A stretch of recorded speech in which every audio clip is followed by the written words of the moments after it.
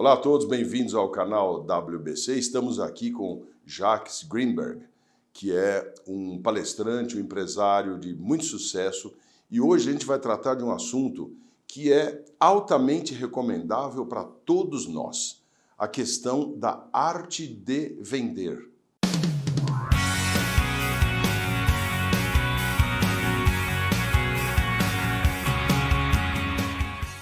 Vender, comercializar, parece uma coisa muito fácil. E vamos ouvir do Jacques o que ele pensa a respeito. Jacques, muito bem-vindo. É um prazer tê-lo aqui, uma grande figura da área da comunicação. Jacques, a questão é, conte um pouco aí da sua história e depois eu quero saber o seguinte. Vender é muito simples. Bota um time de prospectador em campo, né, com a mochila nas costas, um bloco de pedido. Vender mudou muito a história. Conte aí, Jacques. Olá, Paulo. Primeiro, agradeço muito o convite, né? Estar aqui com vocês é uma honra fazer parte desse bate-papo. E quando falamos em vender, né, eu lembro que desde pequeno, com 7, 8 anos de idade, eu fui para casa da minha avó e ela fazia um amendoim com chocolate. E eu voltei para casa, que eu morava na região do Butantã com meus pais, e os amigos falaram, nossa, que gostoso, eu quero. Final de semana seguinte, fui para casa da minha avó e falei, vó, eu quero vender para os meus amigos lá do prédio. Com né? Porque eles gostaram, 7, 8 anos. Uau! Daí minha avó falou, tá bom. Então eu vou fazer aqui, colocar nos saquinhos daquele do sorvete, o chup-chup, geladinho, cada região tinha um nome. Sim. E só que ela colocou amendoim com chocolate. Voltei e durante a semana eu vendi aquele estoque que minha avó preparou. E eu não tinha noção, peguei o dinheiro e comecei a guardar, juntar, falar, olha mãe, dinheiro, quero ir para casa da avó pegar mais chocolate. Daí minha mãe, com dó da mãe dela, passou no supermercado, comprou amendoim, comprou os ingredientes, levou e falou, vó, faz pro Jacques mais amendoim. Voltei na outra semana, vendi tudo e assim eu comecei. Só que naquela época eu não entendia de preço de custo, preço de produção. Formação do preço. A formação de preço. Por quê? Minha mãe comprava amendoim, minha avó fazia com gás, tempo dela, e eu vendia e ficava 100% com lucro. Pô, tá vendo? Né? Só que eu já comecei a aprender a me relacionar. Com 7, 8 anos. E eu descobri que ser um vendedor de amendoim naquela idade, dentro de um condomínio pequeno, aquilo lá fazia com que eu me diferenciava dos demais. Porque a mãe do meu coleguinha chegava e falava, nossa, que bonitinho ele está vendendo, o que você vai fazer com dinheiro? Eu falava, vou comprar uma bicicleta. Era o meu sonho.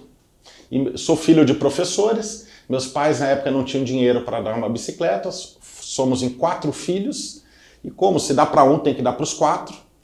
E daí eu comecei a trabalhar, a juntar. Quando eu cheguei a conseguir o dinheiro para comprar a bicicleta, minha avó inteirou, na verdade, isso é o que ela contou depois, mas eu comprei minha bicicleta, tenho foto dela até hoje, porque foi o primeiro bem que eu comprei com meu dinheiro vendendo amendoim com chocolate. Essa idade, né? 7, 8 anos. Brincadeira, né? Mas mais do que ter conseguido comprar aquela realização, eu aprendi que vender é muito mais do que ganhar dinheiro, do que fazer o seu salário, porque vendedor não pede aumento, o vendedor vende mais. Vendedor bom não fica desempregado, as empresas estão atrás de vendedores bons. Né? Inclusive eu até brinco, né? Nunca tire a placa contrata-se vendedor, você nunca sabe o próximo que mandará um currículo. Então, quando você fala a arte de vender, a ligação de arte e vendas, o vendedor que não entende que relacionamento, comunicação, apresentação do produto ou serviço é uma arte, ele poderá ser substituído pela inteligência artificial. Claro. Ele poderá ser substituído por um totem que eu chego e faço o meu pedido e hoje é inteligente, ele já agrega valor, já mostra um segundo produto, já negocia desconto. Então, se você não tratar a venda como uma arte de se relacionar, de encantar, de ajudar o outro a realizar o sonho ou a necessidade que ele precisa, você deixará de vender e fidelizar clientes. Mas, ô Jacques, o vendedor, ele é nato ou ele é lapidado? Ele já nasce com essa competência ou você tem que pegar a pedra bruta e lapidar e preparar e formar? Está no espírito? Então, eu adoro essa pergunta, Paulo, porque são dois pontos totalmente diferentes, né? A pessoa é descontraída, o outro olha e fala, nossa, caramba, você seria um ótimo vendedor. E eu não acredito. Ao mesmo tempo, eu já vi pessoas que eram tímidas, não se relacionava, engenheiro, área financeira, fechado numa salinha, programador, e quando ficou desempregado, precisou, virou corretor de imóvel, virou representante comercial e se tornou um dos melhores vendedores daquela empresa. Então, eu acredito que o bom vendedor, como qualquer outra profissão, ele pode ser lapidado desde que ele aceite e queira. Olha só. Tem isso, a predisposição. A predisposição é mais importante. Mas precisa ter um pouco da paixão também. Mas tem que ter paixão. Quando ele já vem com aquela carisma, gostar de se relacionar, ele corta um bom caminho, com certeza, só que não é tudo. E daí tem aquele ditado, o bom vendedor vende qualquer coisa. Eu também não acredito. Ele tendo ou não experiência, podendo ou não ser lapidado. O bom vendedor vende qualquer coisa que ele conheça e acredite. Então, quando você fala lapidar um vendedor, eu sempre falo o seguinte, não é porque você tirou um vendedor da concorrência, pegou um vendedor mais experiente de outro segmento, que ele será o melhor vendedor da sua empresa. Ele precisa ser lapidado para o seu negócio, para o seu conceito, para a cultura da sua empresa. Ele pode até vir do concorrente, mas se ele não entender a sua cultura, a forma como você faz a entrega, ele nunca será o melhor vendedor do seu produto ou serviço. Você falou uma coisa essencialmente importante, porque no passado, né, o nosso grupo Way, o ano que vem vai fazer 30 anos, mas muito antes disso, eu trabalhei numa empresa multinacional na área de alimentação, que tinha milhares de pessoas, né, e essa companhia tinha um grupo de vendedores no Brasil inteiro, acho que 40 e tantos vendedores, que eram aqueles vendedores no protótipo século passado. O cara chato mesmo, que forçava a barra, que saiu de uma empresa, trazia a carteira para ir buscar outro, enfim, muito ruim. Eu fiz uma coisa suicida. Jax, eu demiti todos esses vendedores, de uma vez só, não teve transição, e coloquei 20 e poucas mulheres nutricionistas, que eram as pessoas que estavam na operação da empresa, que são as pessoas detentoras do conhecimento do produto, daquilo que se destina, e com um nível de sutileza e perspicácia e preparação diferente. Resultado, no ano seguinte, a empresa cresceu 26%. Então, o que você falou é verdade. Precisa conhecer a operação ou o produto. O vendedor não vende tudo. O vendedor que diz que vende tudo é um artilheiro, certo? Agora, e aí, como é que a gente faz para vender com classe, sem desgaste? Porque o vendedor Olha, eu tenho que falar a verdade. O vendedor, quando se torna chato, aquele cara insistente, que manda mensagem, manda e-mail, não sei o que lá, e força, ele queima a empresa, queima o produto. Como vender sem desgaste? Conte aí. Vamos lá. Primeiro, adorei a história, né, a suicida. Mas tudo ou nada, né? Tudo ou nada. Porque assim, você tirou um time que já estava trazendo resultado para a empresa, arriscando há muito tempo. Tem toda aquela cultura de demissão, custos que eles consideram custo, para mim pode ser investimento como foi.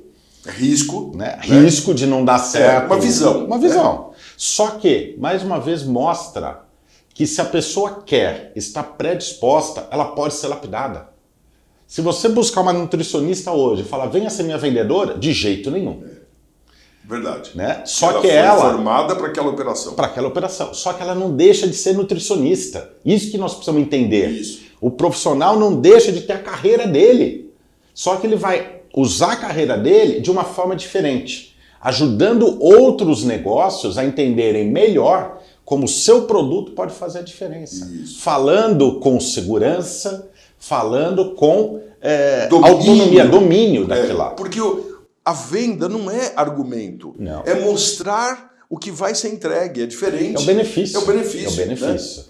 E daí quando a gente fala de lapidação, é a coragem hoje das lideranças de avaliarem e mudar. Não é porque eu tenho o melhor vendedor que está dando certo há 5 anos que se eu mudar alguma coisa, eu não vou fazer com que o time cresça mais. Né? Tanto que aquele quadro de vendas, os 3 melhores vendedores ganham um prêmio, eu já não concordo mais. Hoje eu trabalho nas empresas que eu faço um trabalho seja de treinamento, mentoria ou consultoria, e eu crio quadros, Paulo, onde que todos do time comercial que crescerem X%, 4% no mês, ganham a premiação. Então ele concorda com ele mesmo. Então, independente do faturamento que eu trago para a empresa, se eu crescer 4%, eu ganho um prêmio proporcional ao faturamento que eu trouxe. Quem fatura menos ganha um prêmio menor, mas ele passa a ser concorrente dele mesmo. E quando você faz dessa forma e não os 3 melhores, você faz com que o time trabalhe unido e um ajude o outro.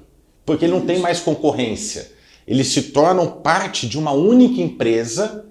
E ainda você pode implantar um prêmio coletivo. Se todos do time atingirem os 4%, que é a meta de crescimento da empresa no mês, por exemplo, o time, além do prêmio individual, ganha um prêmio coletivo. Então você cria uma união entre os seus vendedores. Agora, primeiro coisa que nós temos que voltar atrás e repensar é mostrar na cultura da empresa que ser vendedor é importante. Uma empresa sem vendedor, ela não cresce e pode até quebrar. Claro. E nós temos a linha de frente. É o primeiro passo, né? É o primeiro passo. E no Brasil, as pessoas têm vergonha de falar que é vendedor. Tem.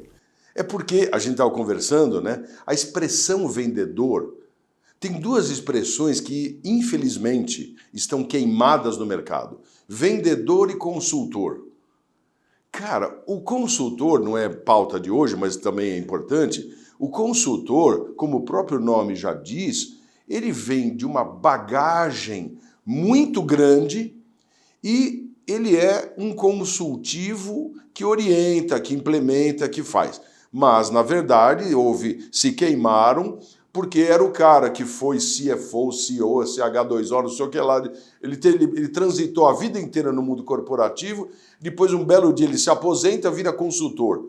E tem nomes famosos, muito famosos, que eu não vou citar aqui, que foram para esse caminho e depois foram abandonados. Por quê? Porque também tinha aqueles consultores que queimaram essa geração. E o vendedor é a mesma coisa. O vendedor, ele tem uma analogia de um cara chato e um cara que força a barra e queima tudo. E, na verdade, não é isso. A gente não pode generalizar. O vendedor é a primeira mola propulsora que gera negócio para uma companhia, para uma organização. Sem ele não existe o desenvolvimento, certo? E aí a gente fala sobre a geração de resultado de vendas, dentro do aspecto de motivação, de garra. O que é mais importante para ter essa geração de resultado? Então, Paulo, como é que a gente trabalha isso? É muito interessante, porque quando eu chego numa empresa e ele fala, não, porque meu time de vendas não está motivado, tem um que não faz o que eu falo, eu falo, calma lá, você tem filhos? Tenho. Quantos? Tenho 2. Você lida com seus 2 filhos da mesma forma? Quando você precisa conversar, eles estão dando algum problema, estão indo mal na escola, a mensagem é a mesma para os 2? Eles falam, não, cada filho tem a sua personalidade. Eu falo, e por que o seu time de vendas você trata de forma coletiva? Quando você quer dar bronca, chamar atenção, você reúne todos e fala para todos. Aquele que está dando resultado, você desmotiva porque ele não deveria estar levando bronca. Ele deveria estar sendo engajado de forma positiva, contribuir para aqueles que não estão ainda trazendo resultados. Então, e se você elogia demais esse cara, os outros se sentem preteridos. Então, trabalhar de forma individual o seu time. Ah, Jacques, mas dá trabalho. Ter resultado dá trabalho. É óbvio. Faz parte, é liderança. Tá? Então, quando a liderança entender que cada membro do seu time é uma pessoa com características e perfis diferentes, ele consegue fazer com que o time, a equipe, cresça. Tanto que hoje eu recomendo muito para que os líderes comecem a estudar pessoas. Ele tem que parar de gerenciar e começar a liderar. Delega gestão, que é processo. Ele cria o processo, ele tem que ser estratégico. Ele cria o processo e coloca um supervisor para supervisionar os processos, que aquilo lá é gestão. Números. Ele gerencia e recebe relatórios para tomar decisões. E rápidas. Mas a função desse líder, ele tem que cuidar de pessoas. Ele tem que saber gestão de pessoas, que para mim é liderança. É cuidar, motivar, estar ao lado, ensinar, cuidar. Tanto que aquela pergunta, quanto que você vendeu hoje, Paulo? Isso olha no sistema. A pergunta é, Paulo, para quantas pessoas você ligou, visitou e que não gerou vendas? O que eu posso ajudar? Quer que eu vá junto amanhã, volte nesse cliente? Vamos ligar juntos para esse cliente? Para mim, esse é o papel do líder. Né? Esse é o problema. Daí quando você pergunta, vender com classe ou com desgaste, eu falo que começa pela liderança o erro. Porque a liderança chega e desgasta o seu time. Isso. Dá paulada, dá paulada. E daí o time vai retribuir lá na ponta, porque ele só quer meta, quer meta. Então o trabalho começa de cima para baixo. Nós que trabalhamos com negociações, nós temos que ser resilientes e não persistentes. É diferente. O persistente é o chato, é o que vai, eu preciso, eu quero, pensando nele. Quando ele começar a pensar no cliente, a meta dele se torna consequência e os resultados começam a aparecer. Você tocou num ponto que eu considero o mais importante. Não existe empresa, existe um papel de um registro que tem aquela constituição. O resto, nós lidamos com pessoas. Empresa é igual um compêndio ali de pessoas operacionalizando, vendendo, produzindo, pagando, recebendo. E para lidar com pessoas, nós precisamos conhecer profundamente essa matéria-prima. Se você conhece pessoas, você faz tudo. Você vende, você compra, você transita, você vira amigo, você vira inimigo, não importa. Então, vender está diretamente ligado ao princípio de você tentar, porque isso aí é muito profundo, entender e conhecer um perfil de cada uma das pessoas. Aí você tem um desenvolvimento melhor. Não é verdade? Eu acredito bastante e é onde que eu pergunto para as empresas. Já tem universidade corporativa? Você está treinando o seu time? E mais do que isso, essa universidade corporativa, além dos cursos técnicos, do produto ou serviço que você vende, você tem cursos de gestão do tempo, curso de vendas, negociação, conhecimento de pessoas, comportamento, e você permite com que os familiares dos seus colaboradores tenham acesso a essa universidade corporativa como benefício, e muito mais do que benefício que traz e valoriza o RH da sua empresa. Você está fazendo com que a família do seu colaborador comece a gostar da empresa, comece a entender o que aquela pessoa, seja o pai, seja a mãe, seja o irmão, faz. E quem sabe você já não está desenvolvendo futuros colaboradores que queiram trabalhar na sua empresa. Porque esse é um outro problema, Paulo, que as pessoas falam, mas está difícil contratar pessoas. Eu acho que hoje em dia, pessoas qualificadas e querendo trabalhar, está difícil e vai ficar cada vez mais difícil, por causa da nova geração. Mas, quando você tem uma empresa que as pessoas gostam, você inverte o jogo, porque o seu colaborador, em vez dele chegar para a família dele no jantar e falar mal da sua empresa, e essa família replica para os vizinhos falando mal, se o seu colaborador chega falando bem, energia, orgulho, a família, orgulho, vai contagiar dessa forma. Nossa, meu marido se propaga. E daí, quando você abrir uma vaga, o vizinho já está de olho na vaga. Isso. Eu vou ficar lá no site, abrir vaga, eu vou me candidatar, porque eu quero trabalhar na empresa dele. Então, a cultura começa dentro de casa. Isso. E daí vem aquele ditado, roupa suja se lava em casa. Treine o seu time para resolver os problemas dentro da sua empresa, principalmente na área comercial. Porque o vendedor, ele já tem a cultura de acreditar que falar mais é o que vende. Falar mais é o que vem tá errado. E ele fala mais em casa, ele fala o que não deve. Então, treine a cultura da escutatória, que inclusive comentamos antes aqui, né? Escutatória, que é a arte de escutar com oratória. Primeiro ouvir para depois saber o que falar. E onde que eu trago o meu livro, 84 Perguntas que Vendem, que os negociadores precisam aprender a fazer a pergunta certa, na hora certa, para o cliente certo. Porque quem pergunta comanda a negociação. E se você trouxer essa ferramenta para dentro da sua empresa, você para de ter negociadores que geram desgaste com o cliente, que tenta vender pela pressão. É isso aí. Esse é o que queima. Esse é o que queima. Esse é o que queima. Pô, Jacques, fantástico. Muito obrigado você estar aqui conosco, né? Passando essa... É mais do que um conteúdo, é uma orientação, é uma visão, porque realmente todos nós aqui, os nossos amigos, estão à frente de algum negócio e o objetivo é vender, é comercializar, é gerar resultado. Então, nenhuma empresa gera resultado, tem performance se não tiver venda. E a venda tem de ser algo muito límpido, muito transparente, muito sério, porque entre vender e entregar tem um grande espaço. Muito obrigado por estar conosco. Eu faço questão de nós fazermos outros conteúdos para a gente explorar um pouco mais esse seu conhecimento, tá? E é sempre um prazer tê-lo aqui.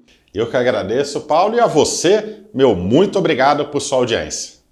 Obrigado por estarem conosco no canal WBC. Até breve.